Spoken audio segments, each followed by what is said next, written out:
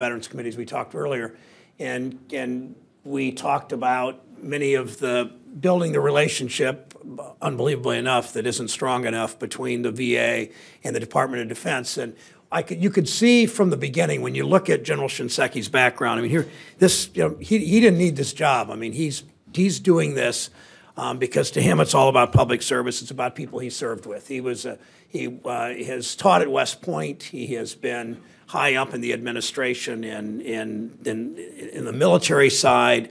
As I said, he served in Vietnam. He's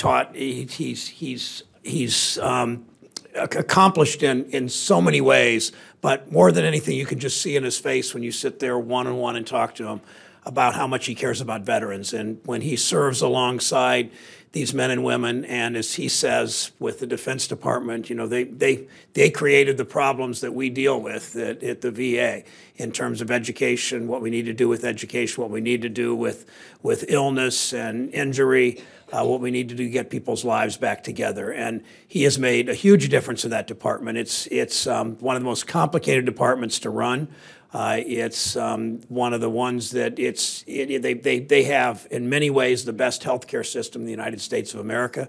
They're lower with medical. They're better with fewer and fewer medical errors. All the kinds of things that they've done that private sector healthcare companies and private sector hospitals have learned from watching the VA and how it does medical care. He and I worked together with the VA on the Vow to Hire Heroes Act, which is something. It had a program called the Veterans Retraining Assistance Program, VRAP, where he has brought 42,000 older veterans so far coming back to community colleges and getting in technical schools with one-year certifications to get young men and women, or even middle-aged men, a little bit older, because the VA. At some point, you graduate out of the GI Bill and you need something different, and that's what we came up with. And those 42,000 people that are getting degrees and getting certifications are through this program, and we want to continue to authorize it because it's made such a difference in so many people's lives. So it's my pleasure to introduce someone whom I consider a friend, and I don't use that term loosely because he has been so good at helping us with VA hospitals around Ohio, especially in Dayton with some of the problems they've had. He's been so good at working on the backlog. We're not there yet. So good at innovative programs, so helpful in getting better soldiers that might have been, once they leave Department of Defense, once they leave the Army, we don't care enough about them in this country, and he's really made sure that front and center we do, and it's made a difference in their lives, and for that, Mr. Secretary, I'm thankful. So, thank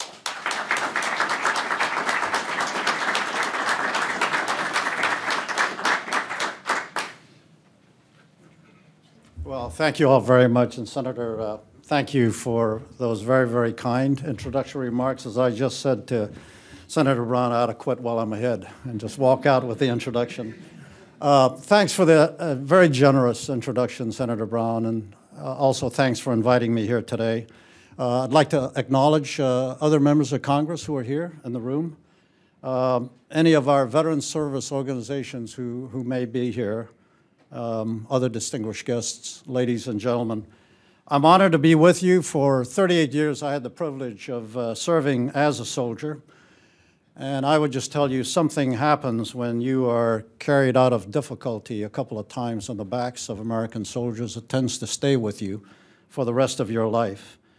And so 4 years ago, when the President offered me the privilege of serving in this capacity, I jumped at the chance. And I would tell you, there are very few opportunities where you get a chance to give back. And for me, after 38 years of never really having a bad day because American soldiers took care of me and, of their leader, I get to take care of the folks I went to war with in Vietnam 47 years ago. I get to take care of the youngsters I sent to war as a serving service chief. And I get to take care of the, what I consider the giants in our history, and those are the ones who went and changed the course of history in the world, won World War II. We sort of forget that. And those who went and saved a nation in the 1950s. And in those latter two categories, These are some of the folks who raised me when I was a young pup in this profession.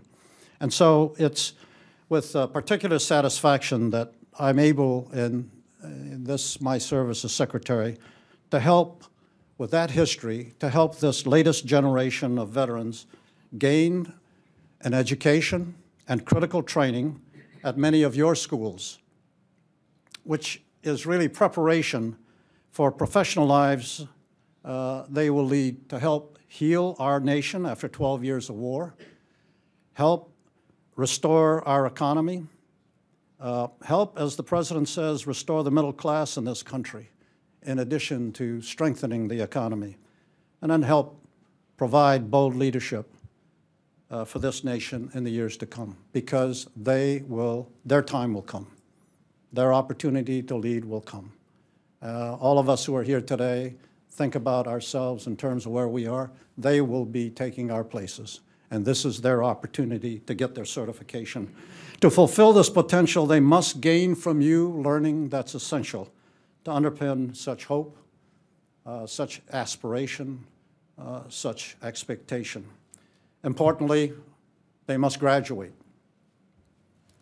Otherwise, there's no payoff to them, to any of your institutions, or to the American people who have underwritten this most generous of education programs. And so when I speak with student veterans as I travel, I usually deliver a one-word message to them, and it is graduate.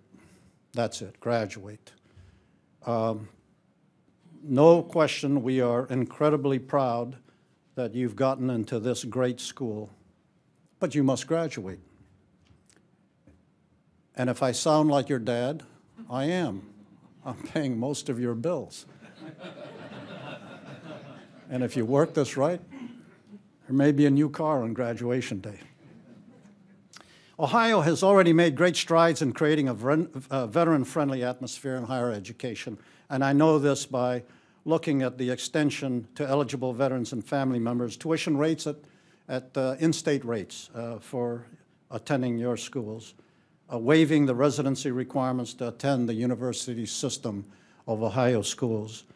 The Ohio GI Promise is a warm and welcoming gesture to the exceptional men and women who have, in Abraham Lincoln's words, borne the battle, and that is a mission that we have taken to ourselves, borne the battle for all of us.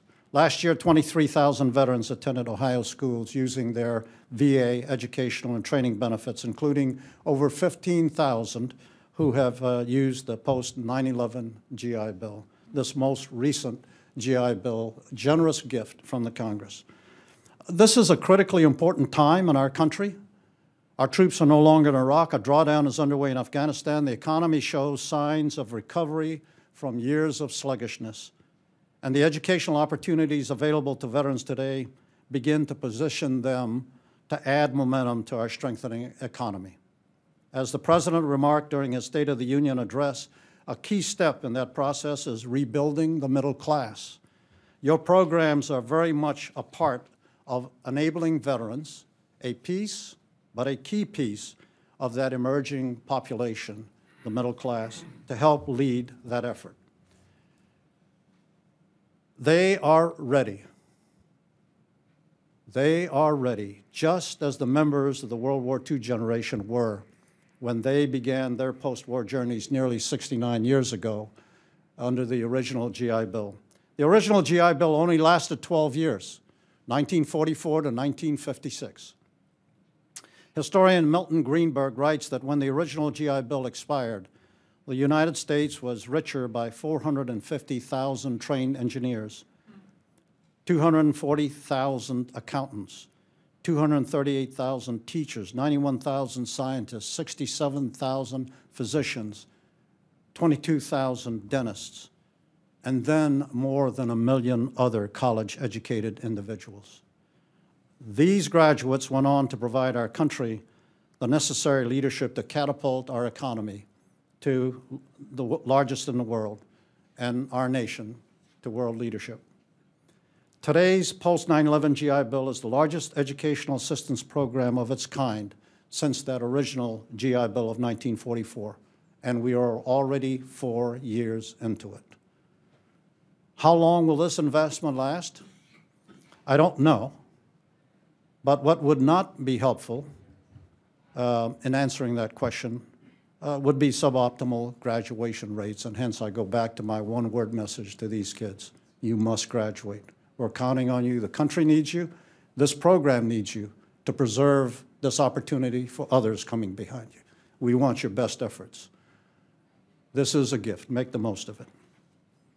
People will expect a return on investment for a program that has expended to date over $28 billion.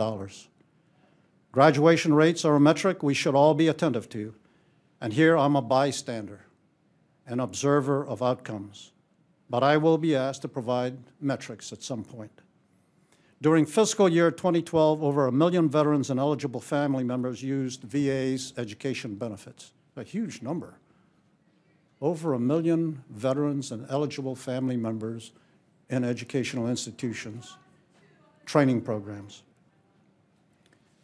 I'm here to tell you they are sound investment. While I don't know them individually, I know them as a group. I have a sense of what they've been through. I also have a sense of what they're going through trying to fit in to your academic environments, focus on their studies, and do well. And it's an adjustment for them.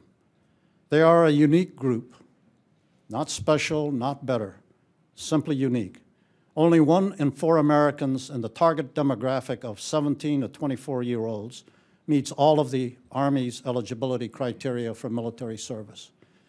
And then so when you take this group and put them through a military experience, in the military, these young men and women have been asked to solve complex problems, perhaps helping to oversee the governance of entire villages or parts of a large city, setting up hospitals, building roads, opening schools, dealing daily in a deadly high-stakes security environment in which goods and services must flow, and the population must be protected.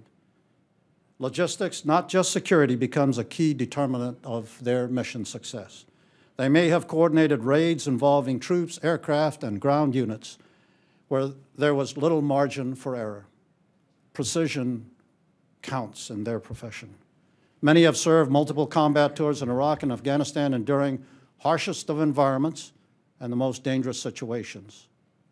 I can tell you they are courageous, determined, loyal, creative, hardworking, and the best team builders you'll ever come across. They know how to build a team, focus on a project, finish it, break, set a new team, go after the next one.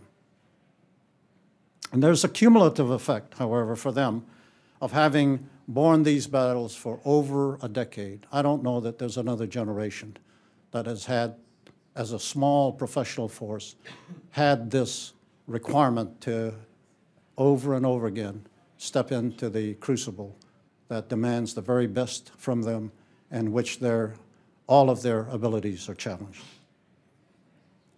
And those challenges are both physical and mental. And you see, it shouldn't be a surprise to us that trust is an enormous value to them, and their relationships are defined by it. You frequently see military units running in formation, and you must think that that's just what the Army does every morning. They just get up and go running someplace. There's a little bit of psychology behind this. You see, we run in formation because everyone finishes when you do that. And generally, the formation runs faster than the slowest of the runners. But everybody starts and everybody finishes together. So there's lift from being in a group that seeks to help one another finish. Veterans come to your campuses with these habits and these instincts, but they can quickly find themselves isolated, withdrawn, uncomfortable, because that bonding isn't necessarily there. My ask of you is please get to know them from day one. Embrace them. Help them find their sense of community. It's there. As I tell groups of veterans, look, there are no commanders in this cohort. There are no first sergeants. But you're a unit.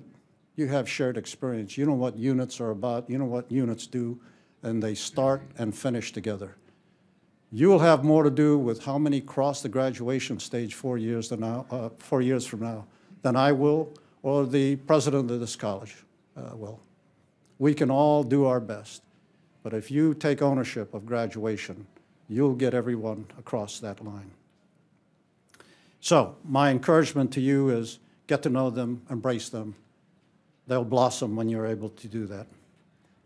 President Obama has made hiring veterans in his administration a top priority, as have many private corporations. At VA, we have employed about 100,000 veterans, a third of our workforce, and our goal is to go to 40%. Based on that experience, we find that their discipline, determination, leadership, even in the youngest of veterans, leadership and team-building skills set them apart. They bring the same skills, knowledge, and attributes to your campuses. So let me touch for a moment on what some might consider the undiscussables: the signature wounds of Iraq and Afghanistan, traumatic brain injury, TBI, PTS, post-traumatic stress.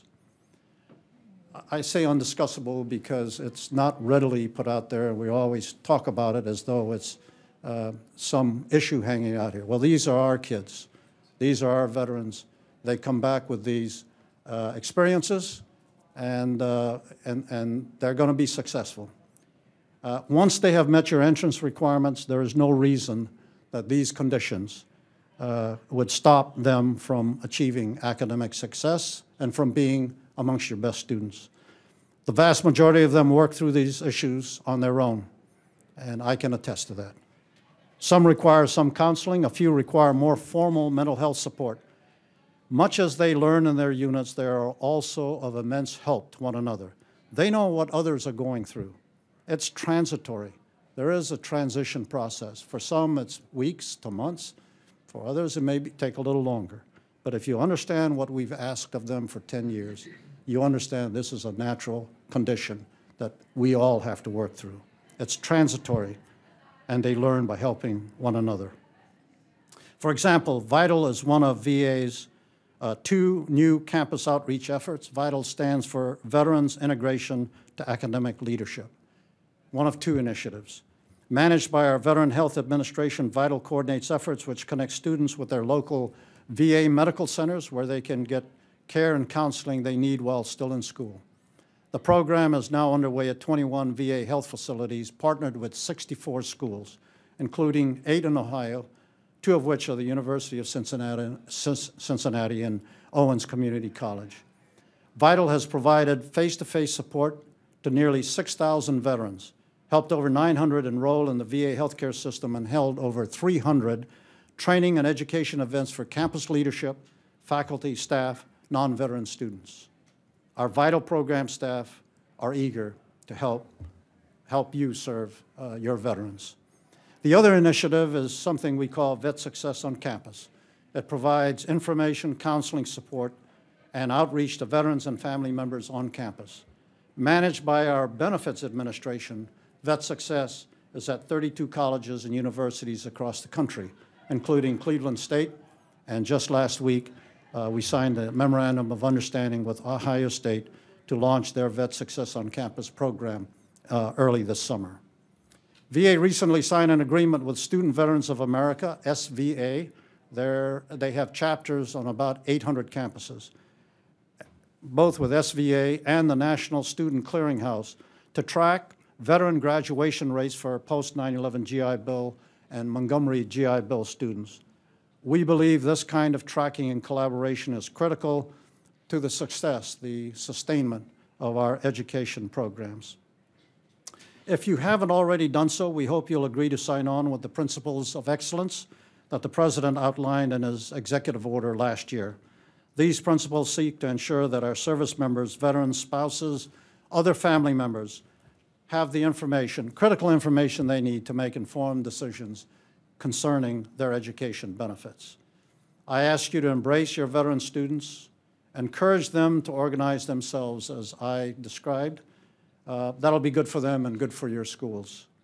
Provide them, if you can, a meeting place where they can gather to peer mentor each other. Let them know they're valued members of your institutions. They will be superb students and add to the education of your non-veteran students and faculty as well. As I tell veteran students, look, no one is going to do your work for you. No one can do it.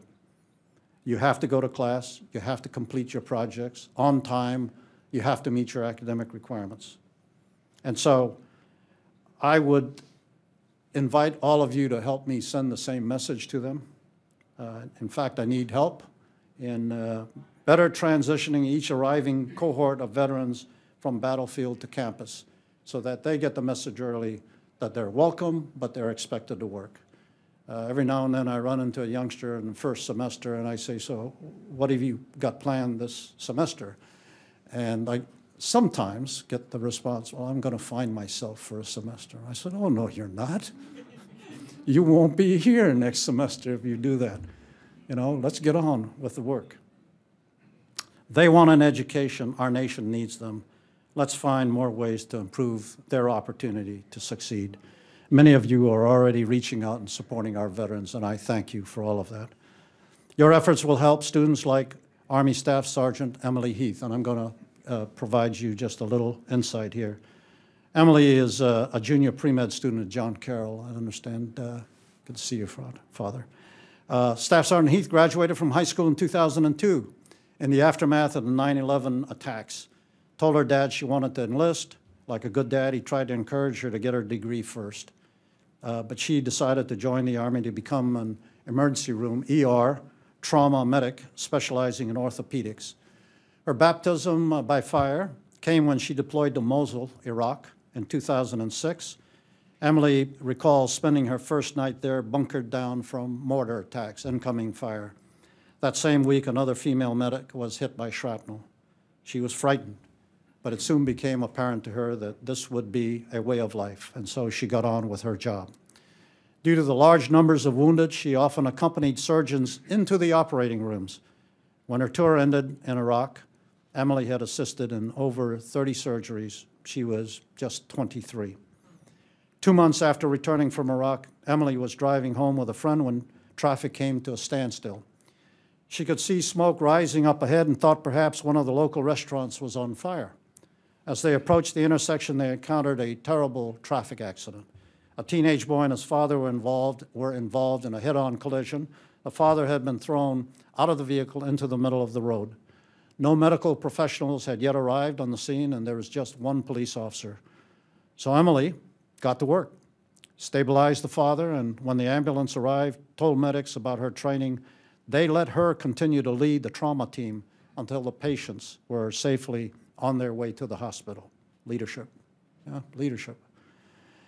The media immediately labeled Emily a hero, with good reason, and a good Samaritan. In Emily's own words, from day one in Army basic training, we are given our first true mission. It's not to be a soldier or a rifleman first, but look to the person on our right and on our left. They're all we have, and all we have is each other. We must look out for one another, whether in or out of uniform. What if it was your parent, sibling, best friend lying in the middle of the road? By not acting, to me, that would be leaving a fallen comrade. Emily plans to become an orthopedic surgeon, credits her time in the Army as helping her decide her life's future direction. I got my fingers crossed for her. In her admissions letter to John Carroll about her dream of becoming a doctor, she wrote, I do not have an idea or dream of what it would be like based on television or movies, but of real-life experience. My hands have done compressions to bring back the heartbeat of a dying soldier. My heart broke while sitting alongside another who lost his legs while trying to save his friends, and his only regret was he could not do more to protect them.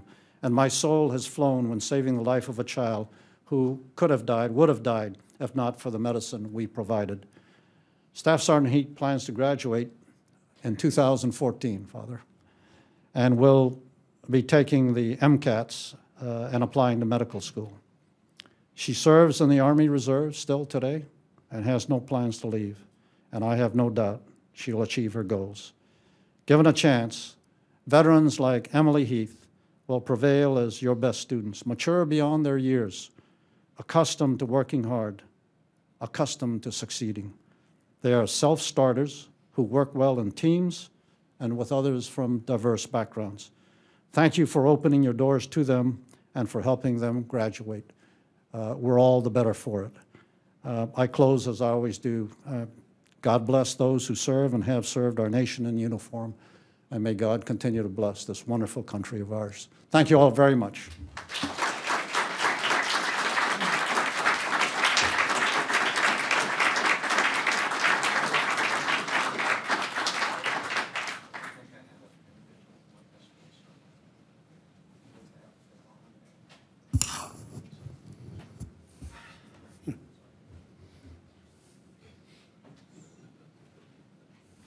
Thank you, General Shinseki. Thank you, Secretary. On Veterans Day 2008 or 9, I was on Jerry Sue Thornton's campus meeting with some soldiers who were enrolling, and they were working with them to integrate them back into the classroom. And it's obviously led to bigger things for their lives and helping others around the country. So thank you for that. Thanks for sharing the story of Emily. And Father Neil, thank you for being part of that story. Well, can I make just a closing comment as I leave here? I don't usually get to do this. The senator sits in testimony. I usually respond to his directions. Let me just grab the mic for a second. Hey, look, you know, I would be classified an old soldier, but even those of us who have banged around the military for a long time are reminded about the privilege of being an American. So a number of years ago, while the Cold War was still on in Germany, and I'm standing there as an officer about midway through my career, one of our senior generals gets up and says on Memorial Day, I know that when I die, I'll die on my feet, not on my knees, with my head up, not bowed. And you know, for those of us who are used to hearing lots of speeches from the old gents, it still grabs you and reminds you what's special about being an American. And I had to revisit my own time in the military, and I realized I'd taken much of this for granted. You see, I could say the same thing. I know that when I die, I'll die on my feet, not on my knees, with my head up, not bowed. And because I can say that, my children and grandchildren, you and your children and grandchildren, can make the same unequivocal statement because we're Americans. And I am reminded over and over again by this latest generation as well that only those who are willing to fight to protect and defend freedom can bequeath that gift to anyone else. The free who are not willing to do that can't pass it on. Certainly the shackled can't. But there's something special about this country. And it is our willingness to defend freedom, not just for ourselves, but for others. And the people who give us the right to make those unequivocal statements, simple as they are, declarative as they are the young men and women who serve in uniform today and have served in years past. So my thanks to all of you for taking care of them as they come back and seek to join our society as thriving members of our communities. Thank you all very much.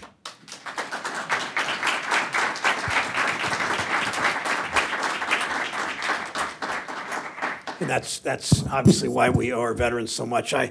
Listening to General Shinseki recite in part the history of the GI Bill signed by President Roosevelt in 1944. I was just talking to Doug Babcock and John Crown that do veterans issues in our office about there were 2.5 million soldiers and Marines and sailors and airmen and women were enrolled in colleges and universities in that first decade. Another 6 million had training, and millions more were given benefits in terms of everything from unemployment compensation to housing, to lower interest mortgages in their homes. And you can see what that partnership between government and these veterans did for our country. It not only made those 8 million veterans' lives better, it helped to create this prosperity. So we helped 8 million people individually and helped the whole society at large become the most prosperous nation in the world and perhaps our best economic times as we build infrastructure. and invested in our returning 8 million soldiers in the 40s and 50s and 60s into the 70s. Two other members of Congress have arrived. Almost the whole delegation's come this year. If you'd like to say a few words, you can just stand. Jim Jordan represents, he actually has, with redistricting, part of my county in Lorain County. I don't quite know how his district ended up that way. And Steve Stivers, who has much of southern Ohio now, living in Columbus and kind of snakes his way or his district around into southeast Ohio. But Jim, if you'd like to say a few words, you can either stand there and just say hi or. Okay. I like those speeches. And Steve Stivers, you want to top that? Thank you, General. For doing this, I want to thank General Shinseki for being here. I want to thank all the college presidents for what you do to educate our kids, to educate our veterans, and as engines of economic growth. I vow to you that I'll work to make education a priority as we work to balance the budget. But I ask a couple things of you. I hope you will work to make college affordable, because you got to kind of control your spending, make sure the spending you're doing ends up in the classroom where it makes a difference for students. And the other thing I'd ask you to do is look out for your students, because they're our future. So I'm going to work for you, but I need you to help work with us. And Steve's also served in the National Guard. Yeah. Steve, so thank you. Thank you for what you're doing. Thanks, and we thank you both. And we will restart at 2 o'clock. Senator Alexander, who is the Republican counterpart of Senator Harkin on the Help Committee, will be joining us at 2. So just whatever between now and 2. Next 10 minutes or so.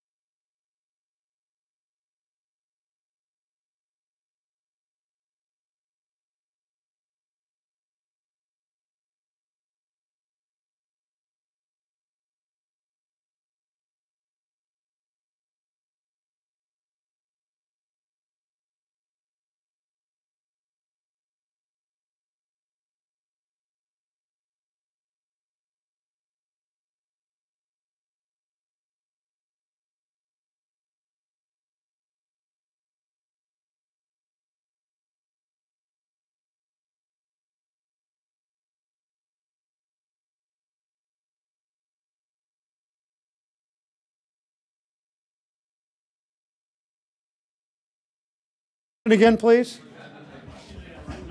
That worked. Let's try it again. Thank you, Barbara.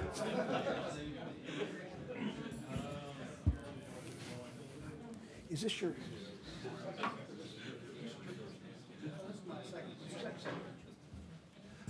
Kevin Boyce will introduce my friend Senator Lamar Alexander.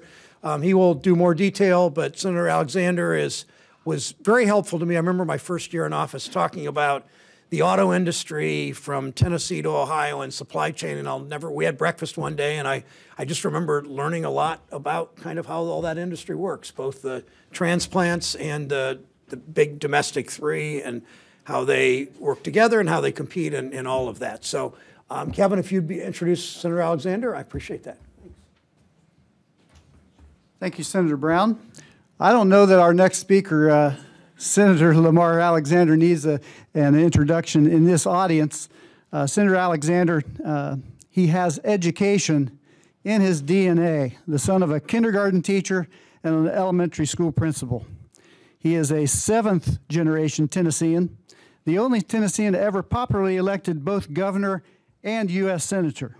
And as all of you well know, he's previously served as the U.S. Education Secretary and University of Tennessee President. In other words, this man knows where we live. In his campaign for governor, you may remember some TV shots of him walking 1,000 miles across Tennessee in his now famous red and black plaid shirt, which you might be able to see one of those in the library at Vanderbilt University to this day. Once elected, he helped Tennessee become the third largest auto producer, the state with a top-rated four-lane highway system, and the first state to pay teachers more for teaching well. It's only taken 30 years for some other states to catch on to that idea, and that's now an integral part of Ohio's race to the top competitive grant. Many claim to be the education governor. Lamar Alexander was one. I will share that I have not checked this out with PolitiFact, but I'm almost sure that he is the only sitting senator to have performed on stage with professional symphonies and on the Grand Ole Opry. He is the author of 7 books, including 6 Months Off, the story of a family's life in Australia after he was governor. Lamar Alexander and Honey Bueller were married in 1969. They have 4 children, 6 grandchildren. He is a Presbyterian elder, a man of faith, conviction that education indeed makes a difference, and dedication to public service. Please help me welcome Senator Lamar Alexander. Thanks, Kevin. Thanks, Sherrod, for having me. And I'm surprised you all can sit through any other speeches. I think so I won't make a speech. One time I'd made a speech, and my late friend Alex Haley was in the audience, and he came up afterwards. He said, Lamar, may I make a suggestion? I said, yes. He said, well, if when you stand up to talk, if you'd say, instead of making a speech, let me tell you a story, people might actually listen to what you have to say. So I was trying to think of some story I could tell. First, just a compliment to Ohio and to Senator Brown for doing this and his focus on higher education, and for your long tradition of good higher education there. You have good big universities, and you have lots of good small liberal arts colleges, and my son graduated from Kenyon, so we know the territory. And of course, Gordon was one of the universities that he's been president of, one of the 30 or 40 over the years, was in Tennessee, so we've got to know him as well. Let me mention if I'm thinking of a story, let me just talk about our hearing. We had a hearing on college affordability this morning. Senator Harkin was here earlier, I think. And so I thought I would state the 3 reasons, maybe 4, why the cost of college is going up. And that first one provoked a strong reaction from Senator Harkin, so I'll just tell you that to begin with. Number 1, the first reason the cost of college is going up is because of federal Medicaid mandates. Now, here's how I know that. I don't have to research that or read that anywhere. I've experienced it. These are federal mandates that define what services and benefits must be offered under the Medicaid program that every state has. This is not an attack on President Obama. This has been going on for 30 years. In fact, in my first term as governor in the 1980s, I literally flew to Washington and asked President Reagan to participate in a grand swap. I said, you take all of Medicaid, and we'll take all of K through 12 education, we the states. Because I'd seen two things. I'd seen this two-headed management of Medicaid make it not as efficient as it ought to be, and I got tired of Washington people defining for me how I was going to spend state tax dollars. And the second, I thought it was a more appropriate, I wanted us to be accountable for our own K through 12 system. He liked it, but nobody else did. He even recommended that in his 1983 State of the Union address, or 82, a swap of Medicaid for K through 12. At that time, if you'd swapped, if the federal government had taken all of Medicaid, the states had taken all of K through 12 with the dollars, states would have come out about $2 billion ahead overall. It's not so much difference. Today, 30 years later, if that would be true, it would be $93 billion. $93 billion that the states would have that they don't now have, because the federal government would be paying for Medicaid 100% and states would be paying K through 12 100%. What's the effect been? The effect's been in Tennessee on our colleges, public colleges, universities, which in our country is where 3 out of 4 people go. In the 80s, and this may be familiar in Ohio, the state paid 70% of the cost of going to the public university, and the student paid 30%. And I had a deal, implicit deal with the students. I said, if we raise your tuition, we'll raise the state contribution by the same percent. So that's the way we did it for 8 years. So it was 70-30 when I went in, 70-30 when I came out. Today it's 30-70. It's reversed. Now, what's the principal driver of that? It's the lower state contribution to the public colleges and universities. And what's the principal driver of that? The state's budget 30 years ago was 8% Medicaid. Today it's 26% Medicaid. And I know from the budget process that when you go through the budget, and it's about that in all the states, when you go through the budget, you start over here and you do prisons, you know, they're usually under the courts. You have to have certain, and then mental health, you do that. Then you do roads, that comes from the gas tax. K through 12 is pretty set. And you get down to the, get down to the end, and your choice usually is between public higher education and Medicaid. That's where the last money in a governor's budget, in a practical allocation, is. And so increasingly, that's the problem. So that's the first reason. That's the first reason tuition is higher.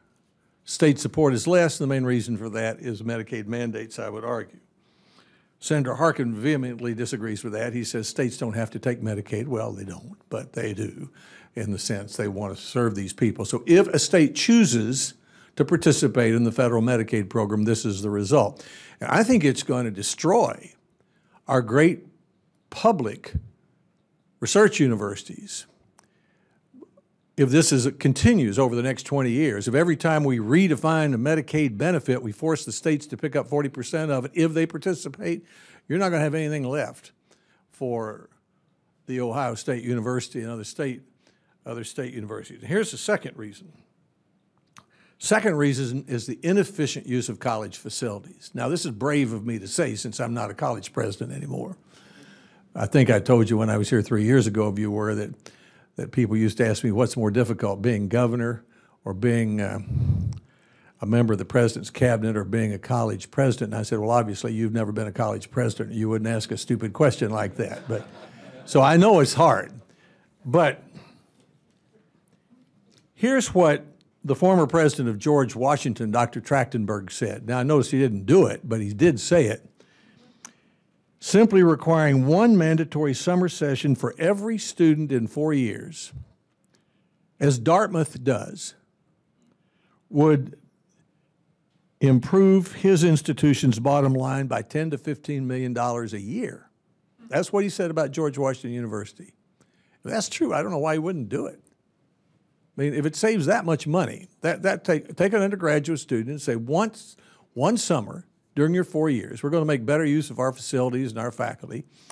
And so if it saves that much money, that's what he said. Second thing he said, this would be harder. You could run 2 complete colleges with 2 complete faculties, and the facilities now used half the year for 1. That's what Dr. Trachtenberg said. Some colleges are trying 3-year degrees. I know those aren't for everybody, but they might be for some. That saves some money.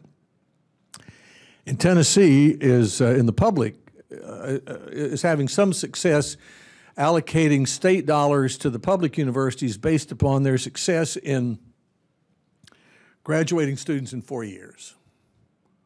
And it's the incentive has caused a rethinking of different things on different campuses. They don't tell them how to do it.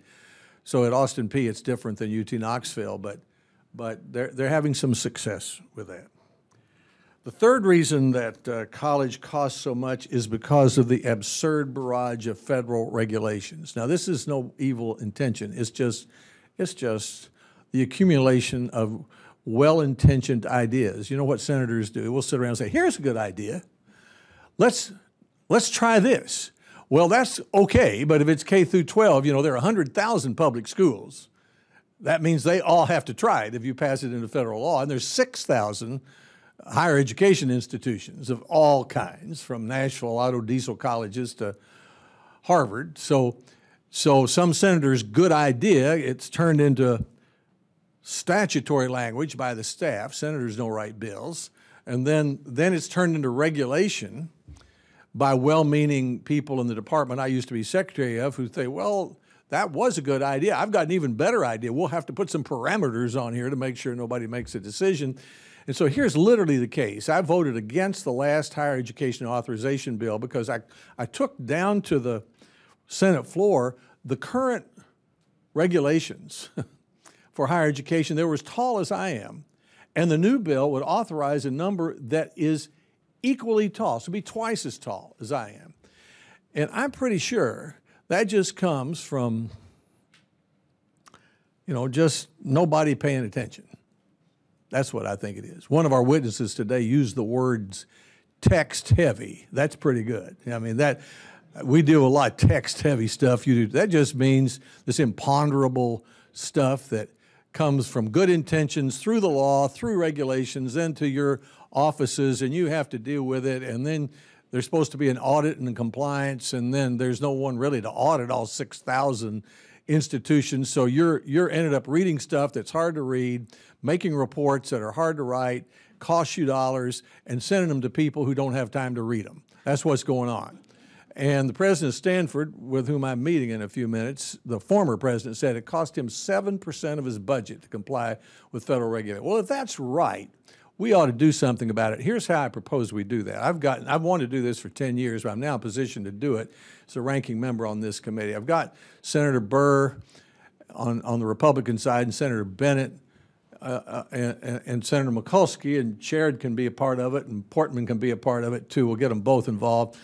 And what we're going to do is set up a process and go through the higher education regulations and see if we can't simplify them. Elizabeth Warren, whose politics I usually disagree with, has come up, had a great idea about mortgage applications when she was over at the Consumer Bureau. She said, let's have a national competition to write a one-page mortgage application. That's a very good idea. I mean, if you ever refinanced a house, you fill out all this stuff, you really don't fill it out. Somebody fills it out for you and they say, sign down here. You have no clue what you're signing. You just know you have to do it in order to get the loan. It's a big waste of time. I think half our regulations are that way. So before we reauthorize the Higher Education Act, I'm inviting the higher education community to participate with our committee. Senator Harkin agrees with this. Participate with us, and let's say before we write new laws, new regulations, let's see if we can get rid of some of the ones we've got, write them in a simpler way. I'm not big on saying if we add one, we get rid of one. That's too automatic. I'm just saying let's just take this stack of regulations and maybe we have a competition among English departments in the University of Ohio and see if they can get them the freshman writing class and say, take this stack of text-heavy gobbledygook and turn it into a two-page readable form and send it back to Senator Portman, Senator Brown, let them introduce it and get a lot of credit for that kind of thing. So that's what we're going to do. I've asked Gordon Gee, because he was in the office at the time I was talking about this, to work with ACE to set up a process. We senators can't do this ourselves. We don't have sufficient staff or knowledge to do it, but the higher education groups should, or individual campuses should. I saw the Vanderbilt dean at Peabody the other day. She was interested in it. Someone just needs to, we need to develop a plan and a process and begin to wade through it and do it in connection with the reauthorization of higher education. Arnie Duncan's willing to participate in it. We'll all pat each other on the back. Nobody's being evil here. It's just the normal accretion of well-intentioned ideas going through the process of government and nothing ever being discarded. And all of you can understand that as university presidents, and I'm asking your help to fix it. So those are my 3 reasons why college costs are going up. 1, federal Medicaid mandates. 2, inefficient use of facilities. And 3, federal regulations. And 2 out of the 3, we should be do something to do about here. And 1 out of the 3, the efficient use of college facilities, is hard to do. But I think to keep up with the world the way it's going to be in the next 20 years, you'll need to do it. Thank you for letting me come.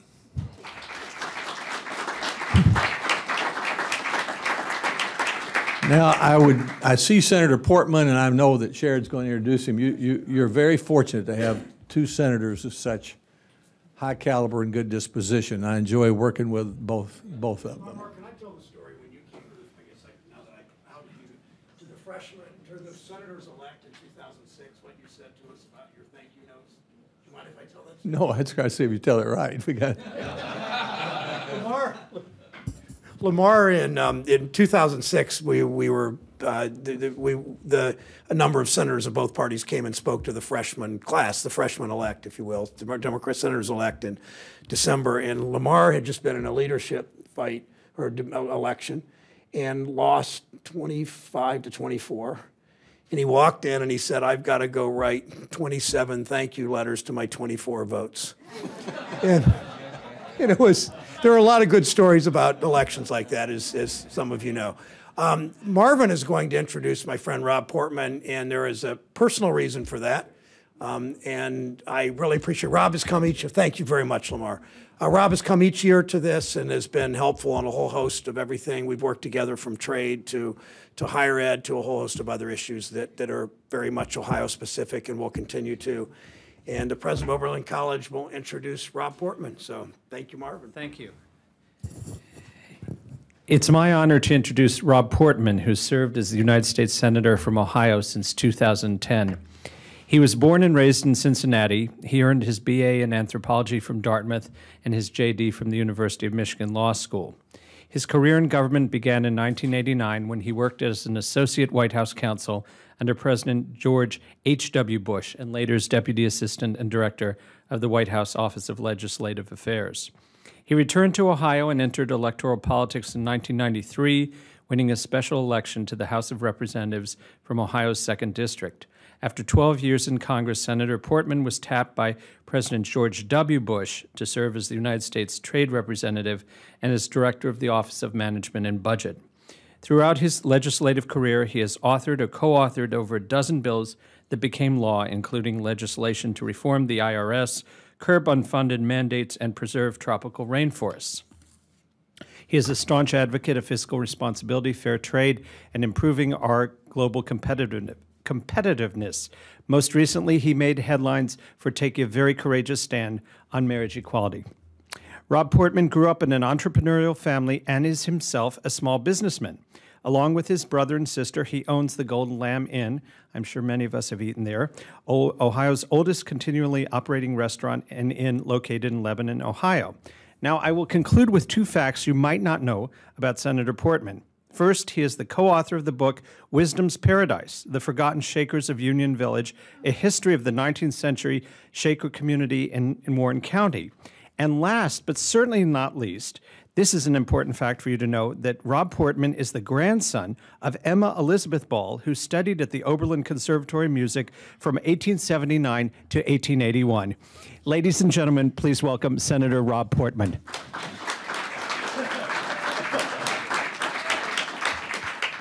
I said, Sherrod, you know, Marvin's a great guy, but why Marvin introducing me? And Sherrod says, he wants to talk about your grandmother. I said, how does he know about that? So very good research, my friend. But yeah, she did attend. You notice that Marvin did not say she is a graduate of. My family has a rather checkered past with Ohio's colleges and universities. My grandfather, Bob Jones, who, as some of you know, was the innkeeper at the Golden Lamb for 50 years, attended Antioch College. Antioch tried to claim him years later once he became a pretty well-known restaurateur, but he never graduated from Antioch College. And I've got the transcripts to show it, which are not very impressive. And I think the same goes with my grandmother at Wittenberg, on my mom's side, and so on and so forth. So thank you for letting me join this august group today, despite my checkered past in academia through my family. I was at the Golden Lamb actually on Sunday night because Bob Taft and Hope Taft, who some of you know, agreed to join me and my wife Jane for a ceremony, and that was to walk up to the Taft bedroom on the 4th floor of the Golden Lamb. We need an elevator. And have Bob Taft stand in front of the bedroom that is named after his grandfather and his great-grandfather. And I had found this clipping in doing some research I did for another book, which isn't published yet, but it's about kind of the history of the Golden Lamb. And it's a clipping of his grandfather, Mr. Republican, Robert A. Taft, whose desk I have on the Senate floor, incidentally, from Cincinnati, buried about 50 feet from my parents. But he was there standing at this same door, pointing to the door with Clarence Brown. You guys remember Clarence Brown's father, Bud Brown. And the story was about the fact that he had come on his father's birthday, who was William Howard Taft, to be there to, you know, pay homage to him at this hotel room named after him, because at the Golden Lamb, our rooms were named after famous people who stayed there, including 12 former presidents. So I got the photo with Bob with that picture and made Bob and Hope spend the night at the Golden Lamb. And sure enough, we're going to add Bob Taft's name to that door. So I told him he's part of the living history of the Golden Lamb, and it does continue. Listen, it's great to be here. Thank you all for what you do every day for not just our young people who go through your institutions, but what you do for our economy and jobs and making Ohio really at the cutting edge. I'm so proud of our colleges and universities. We've got it all. We've got great career and training centers. We've got great community colleges. We've got great private schools. We've got great public schools. We are truly blessed, both in terms of number, by the way, where we're, as you know, per capita one of the top in the country, but also the quality of the schools, including all those 4 named ones. I will be at the investiture of President Santa Ono on Friday. About time you got invested in this thing, you know? And your hair's also grown back, which is good to see. I spoke at the graduation in January and gave him a set of clippers because he had foolishly agreed to shave his head if UC basketball won 10 in a row, and that afternoon they won 10 in a row. Don't do that. But of course he then took advantage of it in a very appropriate way and helped a worthy cause. And anyway, I look forward to that. And I want to thank you all for what you do every day, not just with your students, and not just in terms of research and commercializing it and helping to create economic opportunity through graduating young people who stay in Ohio and create great things, but also what you convene. I was just thinking about walking over here. I have been at sessions you have convened all over the state recently, and Tri-C did one recently, and we're going to miss you, Jerry Sue, very, very much. We're going to miss her, aren't we? Yes. I'm really going to miss her. But she has committed to me she's going to stay involved. But it was a small business formation event that she hosted, and I think it went extremely well.